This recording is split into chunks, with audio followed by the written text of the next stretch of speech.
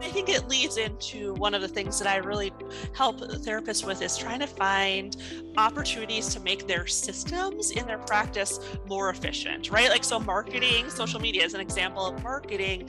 Sometimes we're not the best marketing experts, right? We're therapists, and some therapists have that marketing eye and some don't, right? So it's okay to outsource tasks, right? So that you can have things done more efficiently, free up your time and energy to do what you're most passionate about, whether that's in your work world or outside of the therapy office as well.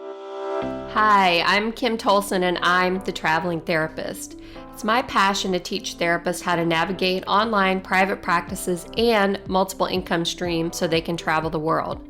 I'm a digital nomad with a virtual insurance-based private therapy practice and a multi-six-figure coaching business. I'm obsessed with entrepreneurship and developing tools that can help therapists live an adventurous lifestyle.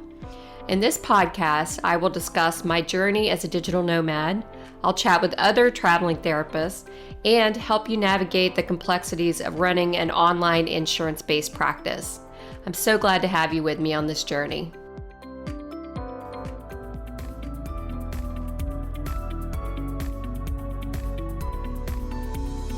A big thank you to Superbill for sponsoring this episode of our show. Superbill supports you as a provider while making it easy for your clients to get money back for out-of-network care. They offer free benefits checks in real time, and when you sign up for an unlimited account, you receive a benefits estimator widget for your website, custom tailored to your practice. Learn more at thesuperbill.com/Kim Tolson.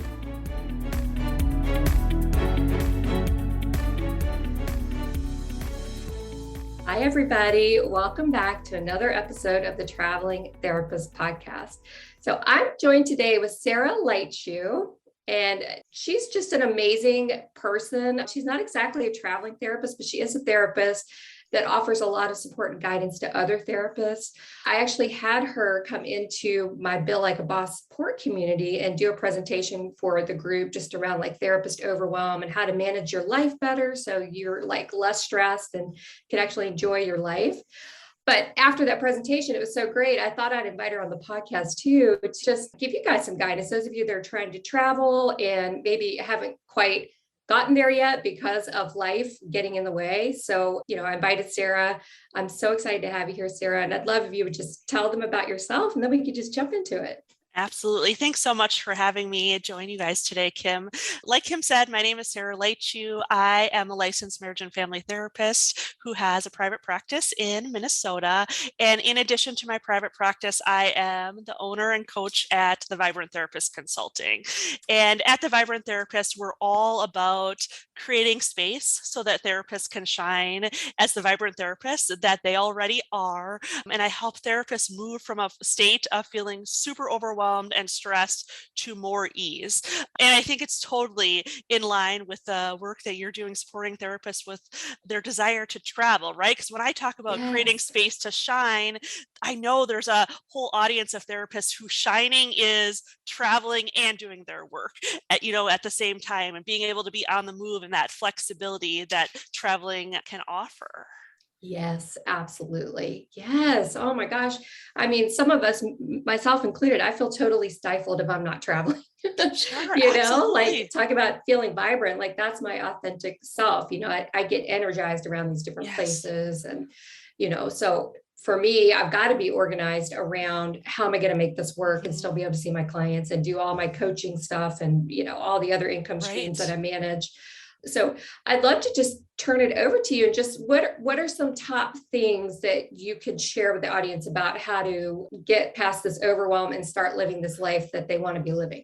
Absolutely. So the very first thing that I talk to therapists about is getting super, super, super clear on what their vision is. And I really encourage therapists to start with the feelings, because we can get stuck in like all of the, how do we do this? And how's this going to fit? And how am I going to see my clients and how am I going to build, right? Like all those questions can overwhelm us. But if we can start with, what do I want? How do I want to feel?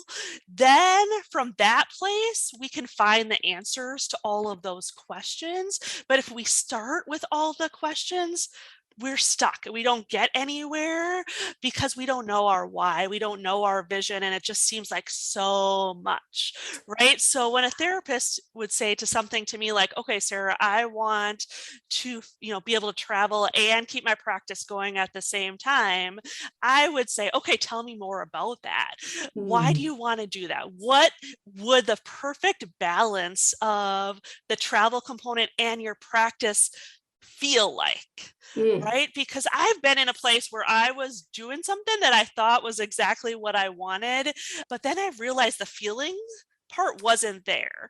And mhm. when the feeling part's not there, then we're just pulled in too many directions. We're trying to do too many things. We're not actually content with what we're doing, and then we're not achieving the objective that we had. And in this case, traveling therapists, right? Like, I imagine there's a desire for flexibility, adventure, right? Like being able to Yeah. see new things, but also get your work done, right? There's a desire to like create containment around your work so that you can Mm, enjoy the place that you're traveling to. However, if you mhm. don't have boundaries and structures and systems to support you, you're not going to enjoy the travel in the way that you want to. Oh my gosh, you're just speaking to my heart right now. I was just looking at my schedule before we hopped on here, and I'm like, because I had this, my plan is I only work in the mornings for a few hours and then I can go explore and do what I want to Mhm. do. And I'm looking at my schedule just even for this week, and I've broken my own boundaries all over the place. Ah, It's yes. like, it's like, okay, Mondays I'm supposed to do two things. That's it. I'm looking, I've got like six things scheduled today. It's Sure. like, how do I do this to Yes. myself? Yes. Yeah. It's yeah. So I hear you. Just a little anecdote there. It's just, gosh, it's Right. tough. And I've been there too, Kim, right? Like where Mm, I know what boundaries support me in being the best Sarah that I can be, but also allow me to show up in my personal life, but also my professional life in the way that I want to. However, yeah. sometimes I say yes to too many things too. And when I find myself in that place of, oh, shoot, I wish I hadn't done that to myself, I just am gentle about it and just think of it as a Yes. learning opportunity, right? As a reminder of like, nope, there was a reason why I had these boundaries. There's a reason that I know this other way works better for me. And next time I'm going to be more careful about, Yes. what I schedule or what I commit to. I'm going to come back to this icky feeling of feeling overcommitted to remind myself not to do it again.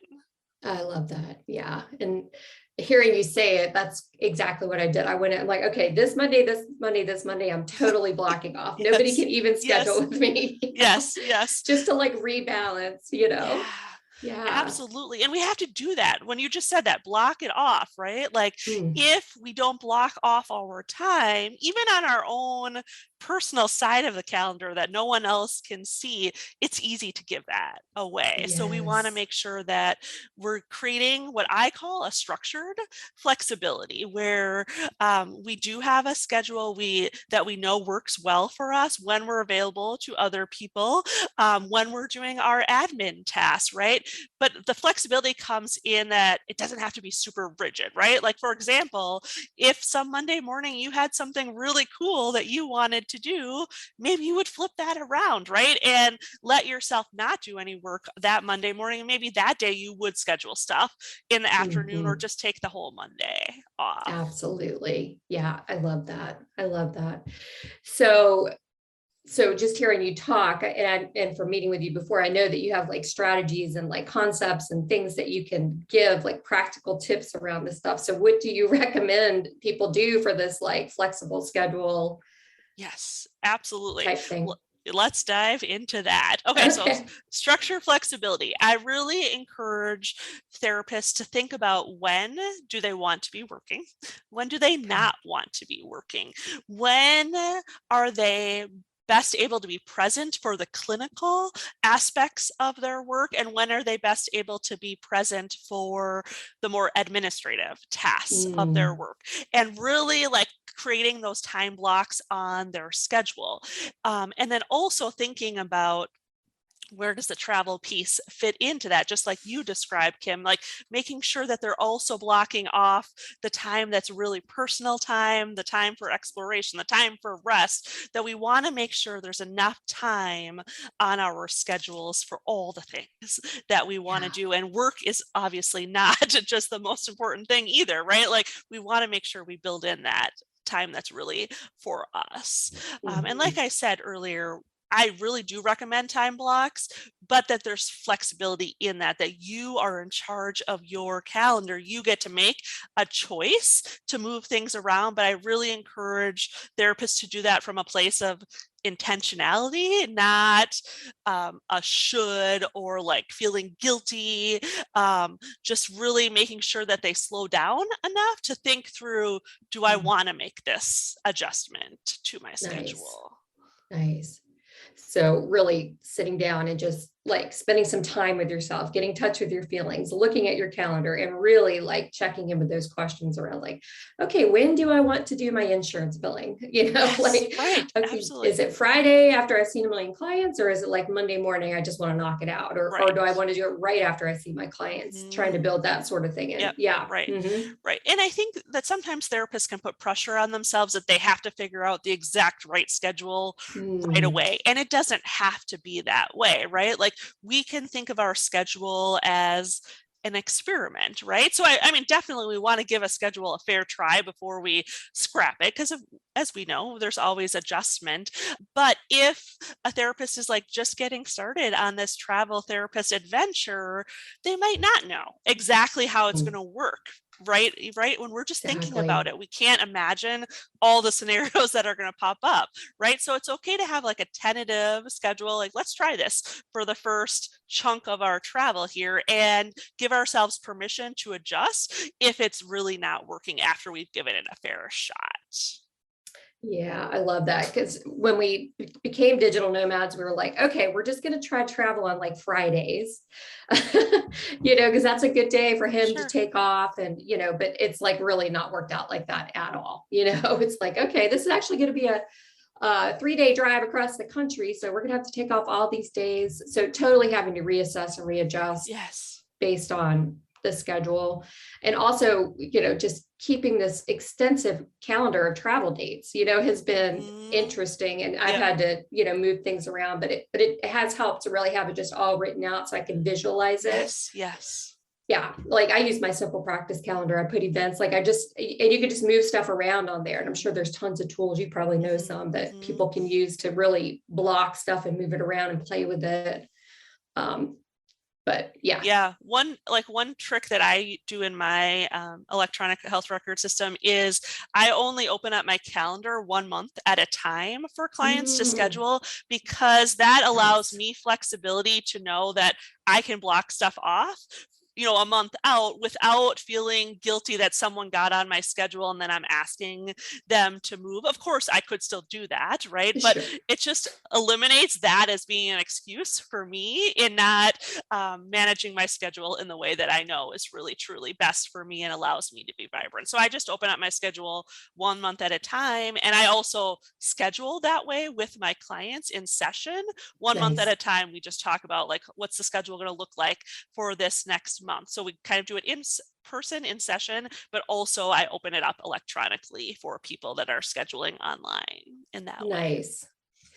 Yeah, because I mean I have this one client, it's like every other Thursday at 12, right? But it never works out. Sure. But he's been booked out for like a year, right? So Yep. it's like, so I hear what you're saying. It probably is better to say, all right, well, let's just do the next couple of weeks, especially he knows I travel, so I'm always having to change Adjust. that Yeah. up. Yeah, Yeah. yeah, yeah, yeah. So that's just a trick that works for me. It doesn't obviously work Good. for everyone, but I appreciate that approach because then I don't feel like I'm locked down to anything for more than a month at a time. Hmm. Absolutely. Yeah. The other thing I was thinking about with that structured flexibility and just now talking about clients here too is how important it is that we communicate expectations with our clients, right? Like if our clients Mm, are thinking, you're promising me 12:30 Thursday for like 52 weeks out of the year, Yeah. that's not what you're planning, right? Like that just creates an issue, right? So I think being really clear with our clients about when we're scheduling, what is the expectation around that? But also there's so many other things that we can communicate expectations about, like communication outside of session, right? Or Mhm. how long does it take us to get back to a client if they contact us between sessions? What are the types of things that are appropriate to reach out to us between sessions about, and what needs to wait for the next session? These are the types of things that cause me anxiety, is like trying to Mhm. figure out when am I going to get back to someone, especially if I'm like out and about and doing something with my Yeah. family. I don't like that lingering thought in the back of my head of like, I have to call this client back, right? So if Yeah. I'm really clear with my expectations on the front end, I don't have to worry about that because my clients know I'm not going to be able to get back Nice. to them on a Friday. They can wait till Monday because that's the expectation that I've set from the beginning of our work together. Nice. Yeah. And that's part of being a vibrant therapist, like you're Yes. saying, like just being like true and authentic to who you are, Yep. setting those really clear boundaries, and you're not having all these problems coming up Right. later. Yes, Yeah. yes, yes. And clients Nice. are totally understanding of that, Yeah. right? Like they are human too. They have a set schedule. So it makes sense to them that we also would have a set schedule. But where therapists get, I think, tripped up is when they're doing work outside of their work time, kind of confusing expectations for Hmm. everyone, for the therapist themselves, as well as the client. So true. Yep. So true. Hey, Morgan from Superbill here. You've told your clients that you're out of network and that you can give them a Superbill, but what happens next? Dealing with insurance is the least favorite part of your job. It's one of the reasons you're a private pay provider, but you care about your clients and their ability to continue their care with you. Enter Superbill. We save you and your clients time and money with benefits checks, claim filing and tracking, denial resolution, and concierge support. Let us do the heavy lifting of navigating out-of-network benefits. Learn more at thesuperbill.com/Kim Tolson.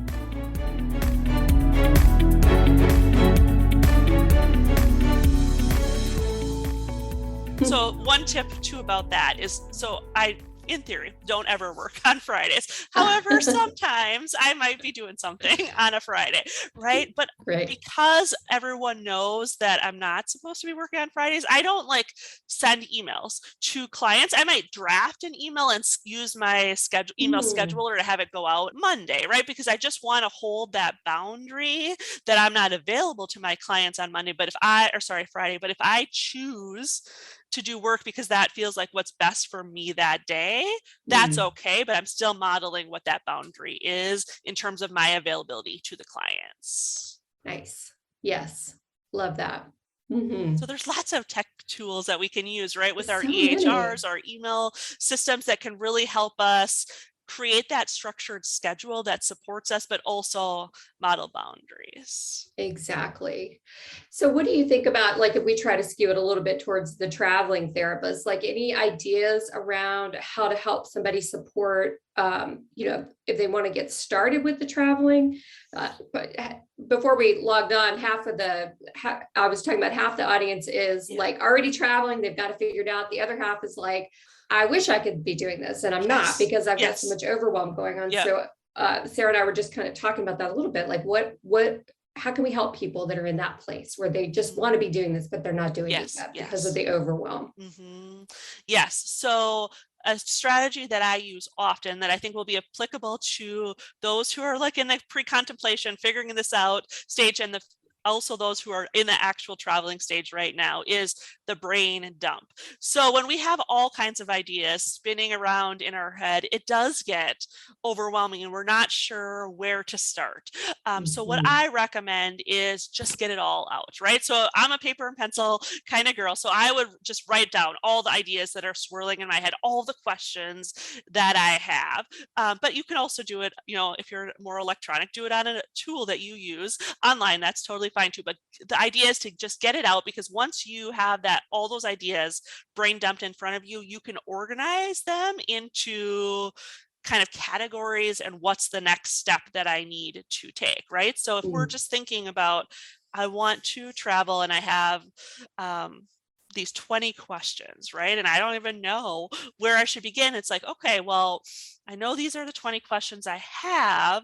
How could I get the answers to those questions, right? And then my brain Yes. would go to, let's go find an expert. Let's schedule a consult with Kim, or let's go on her website and see what information she already has there that could help me check off some of those questions. So then I get down to a smaller number of questions, and it's just one by one working your way through that list that you brain dumped. I love that. Yeah. And for me, I'm really finding that so helpful to just start doing consults with people. Like I used to spend a lot of time like just like Googling and all this stuff. And the Sure. older I get and the less time I have, and I guess the more income I have to support that Yep. method, I really have started doing that a lot more. And it's so helpful just to whatever the brain dump is, here's the questions, who can help me? Let me just schedule an hour and knock it out, Right. Yep. Right.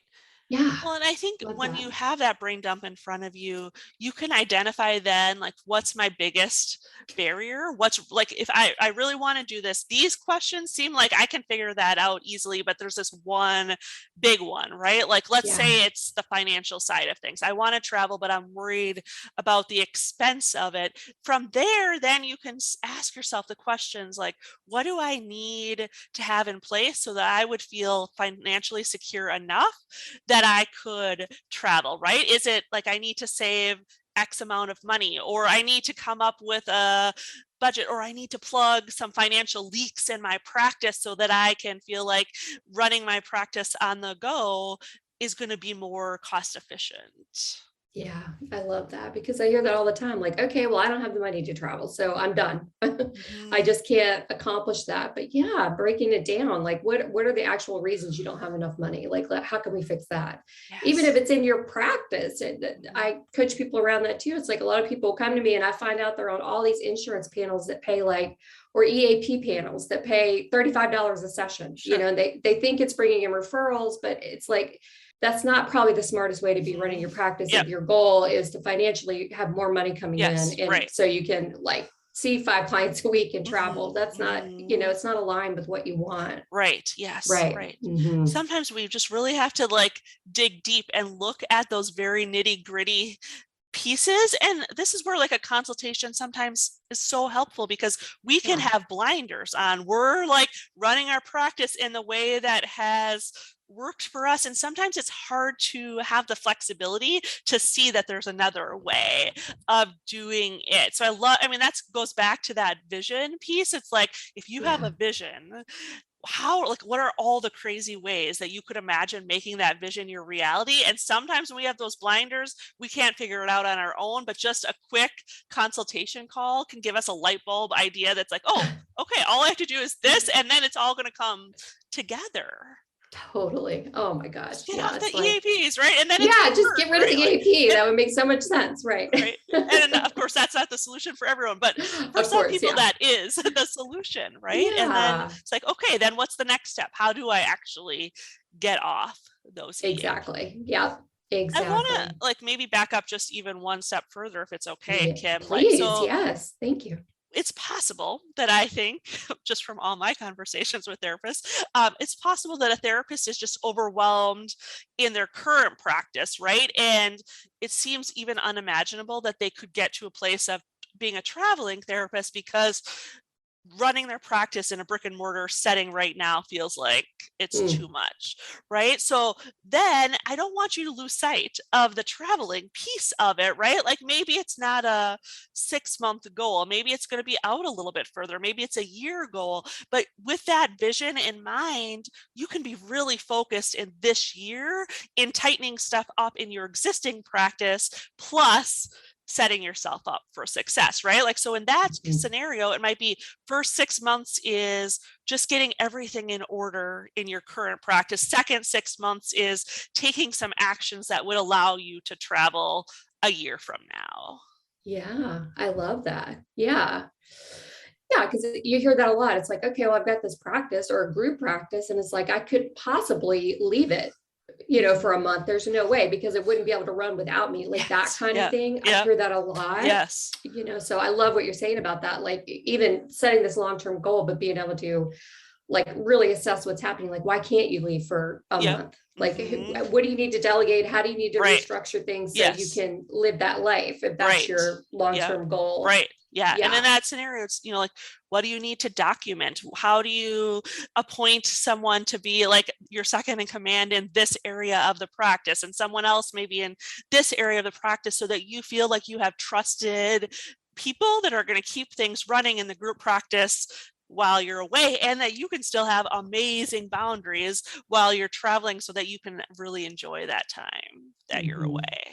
Yeah, I love that. I'm just thinking of my friend Lisa, who runs this huge multi-state group practice, and finally she found somebody. She calls her clone now. Nice. But she has so much more freedom now. Yes. She never even considered like just trying to do that, delegate all of that stuff to somebody else. It's just, and I think a lot of us are like that, especially as these group practice owners or private practice owners. We're sort of entrepreneurial, and we think we need to do it all ourselves. Yes. And like you said, there's blind spots. Like, we don't think about, like, yeah, you could totally delegate a lot of this, and you could take a month, if you get the right people in place. Yes, absolutely. And honestly, Kim, right? Like, if you get the right people in place, maybe they're actually better at aspects of the practice than you are. And then that's really good for your practice. It allows even more like expansion while also you're traveling. So true. Oh my gosh. Yeah. I'll never forget when I finally hired somebody to do my social media, my virtual assistant, Leslie, shout out to her. I was spending so much time trying to figure out how to be a graphic designer. It was like insane, like on Canva, these tutorials. And like, when I finally was like, okay, I'm going to hire somebody. And now I just say to her, hey, can you do a graphic around this topic? And she knocked it out in like 2 minutes. It's like such a relief to let go of that part of me trying to like manage it all and do it all myself. Right. Yes, 100%. I agree. And I think it leads into one of the things that I really help therapists with, is trying to find opportunities to make their systems in their practice more efficient, right? Like, so marketing, social media is an example of marketing. Sometimes we're not the best marketing experts, right? We're therapists, and some therapists have that marketing eye and some don't, right? So it's okay to outsource tasks, right? So that you can have things done more efficiently, free up your time and energy to do what you're most passionate about, whether that's in your work world or outside of the therapy office as well. And when I think about other systems in a practice, I think about, documentation, billing, which I know you help lots of therapists with. I think about, like, even earlier, we're talking about communicating with clients, right? Like, how do we streamline that process so that we're not expending a lot of energy outside of our session time, and then we can do the fun travel stuff that we want to do too. I love that. Yeah. Such great tips here. So I'm trying to think, what else could we help people with around the traveling thing? I know before we pressed record, you were saying you're a mom on top of all this other stuff. So your traveling is not like mine. Like, you have to really plan in advance when the kids aren't in school and that sort of thing. So I'm not sure exactly how to tie that in for the audience, but just any thoughts on that? Like, when you're in that type of situation and the traveling, and how you maybe structure your life around being able to make that happen still? Absolutely. Yeah, absolutely. So I do think it is a different scenario, right? With little kids at home. So my kids are elementary school age, as I mentioned to you earlier, Kim. So we're really tied to the school year schedule. And when we travel as a family, I have, really been intentional about trying not to work during that time, so that I can be really present with my family. But one thing that I do that I think is really similar to what a lot of your listeners probably do is I have a very flexible summer schedule. So I have a very rigid, heavy client load, heavy but doable client load all school year while my kids are away. But during the summer, I cut my schedule way back. And there are things that I do in the spring that allow me to do that, right? And so that's a similar type of approach to maybe someone's preparing to move to a new location, or they're going on a month-long trip. It's those things that we do ahead of time that set us up for success. So for example, for me, in April, May, knowing that I'm going to cut my schedule back basically a whole day in the summer, I start to be really intentional about not taking new clients. I only take new clients if I can imagine how they're going to fit in my schedule, because I absolutely do not Yes. want a scenario where I feel like I have to add in more time to see someone because I took them on, right? Like, even though I knew Yeah. the schedule reduction was coming. So I'm like thinking ahead a couple of months about my Mhm. schedule, and I'm really limiting intakes once we get closer to the reduced schedule. Um, Nice. Another thing that I do in anticipation of my reduced schedule is I kind of think about, what do I want to have done going into the summer months so that I don't have to worry about any of these like bigger projects during the summer months. All I have to do is go to my office, see my clients, document those sessions, and be done with it. There's like nothing extra that I do in the Mhm. summers. And I think that would be how, if I was traveling more, how I would approach it too. What projects do I want to wrap up before I travel? So all I'm doing while I'm a traveling therapist is travel plus seeing my clients. I love that. Yeah. Yeah. It reminds me of when I decided to start doing this, I really became more intentional around like what type of clients I'm even going to bring in. Because Sure. I used to be heavy trauma, heavy EMDR, needing the clients would need lots of support, Yep. so I intentionally made that shift to, Yeah. I'm first of all, I'm getting rid of a lot of clients because I'm going to transfer them out because I don't want to have this many anymore. And the other is, I want my clients to be easier. I mean, I Yeah. hate, Right. hate to say it that way, but I just don't want this heavy Yes. caseload Right. when I'm trying to like live this lighter lifestyle, Yeah. so Right. I Too hard to intentionally shift. shifted. Right. Yep. Mhm. Yeah, absolutely. Yeah. And it reminds me of another therapist that told me she travels all summer long, and her clients, this was innovative to me. She on the summer she does group therapy with her clients. That's it. Okay. She puts them all in a group, sees them all on the same day, and that's how she sees them. She doesn't even do Nice. individual Mhm. therapy in the Mhm. summer, Mhm. which I had that thought never occurred to me, but she makes Mhm. it work. Right. Yes. Right. And Yeah. that goes back to that thing, right? Like that we were talking about earlier. If we see a barrier, it's like, okay, how do we work through that barrier? How do we get like really creative to think about, okay, if I only want to do groups, or I only want to see clients on one day, how would I do that? Group therapy makes sense, right? Like that is Yeah. a solution to a barrier. Yeah, absolutely. So I thought that was amazing. Yeah, well, I love this conversation and just like setting it up so you can be successful with the traveling or anything really you want to do in your practice and in your life that you want to make more time for. Yeah, Absolutely. And yeah, that's like, I think this is what like the vibrant therapist idea is really all about, is that we can all do this important job that we have of being a therapist, but we can do it in a way that really works for us, right? That yeah, is in alignment with who we are and our lifestyle. And we're so lucky these days. There's so much yeah. flexibility and so many different ways that people are doing this work. So it's really about finding out who you are, what your passion is, and then trying to figure out the strategies to eliminate those barriers so that you can take the steps that would allow you to be the most vibrant therapist that you are, traveling therapist, or whatever that is. I love that. Absolutely. Yes. Thank you so much. So many helpful tips here. Did we cover everything? Was there anything else you had left that you wanted to share about any of this, or is that I think we got to most of it. I was going to share okay? just one more idea, maybe on our way out. Okay. Periodically, I don't do this every day because that would be too much, but periodically, I will go through like a week where I ask myself, why am I doing this?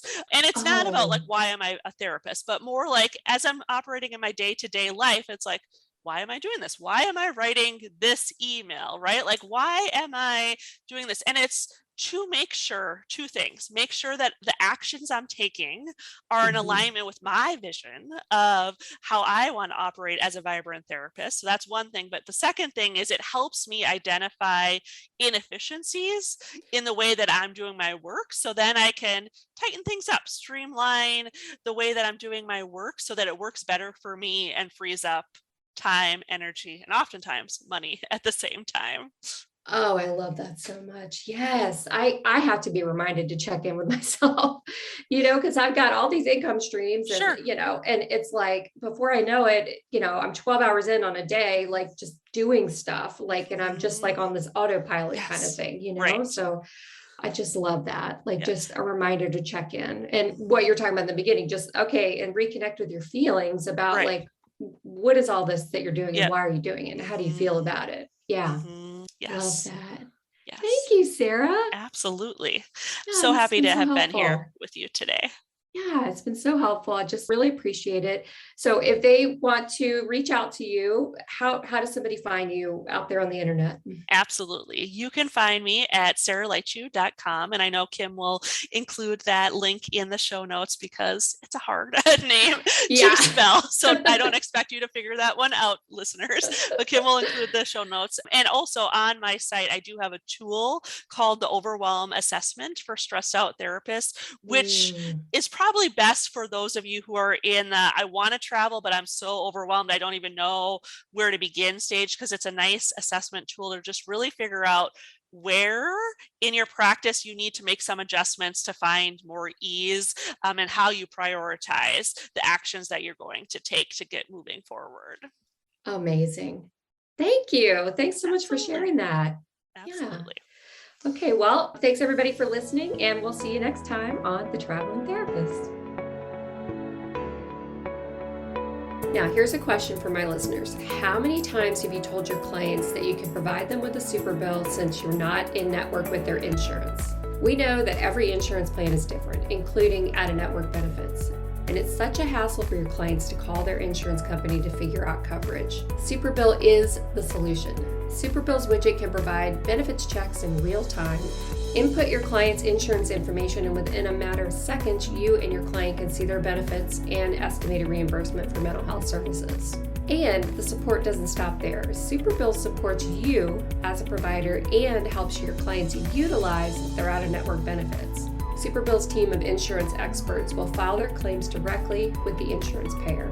From there, your client can track their reimbursement status online and lean on Superbill's team to resolve any rejected claims. When your clients save time and money on their therapy, you can retain them longer, and it's a win-win situation. Let Superbill do the heavy lifting for seamless out-of-network insurance claims. Visit thesuperbill.com/Kim Tolson to sign up. That's thesuperbill.com/KYMTOLSON. And get your first month free when you use the promo code Kim Tolson.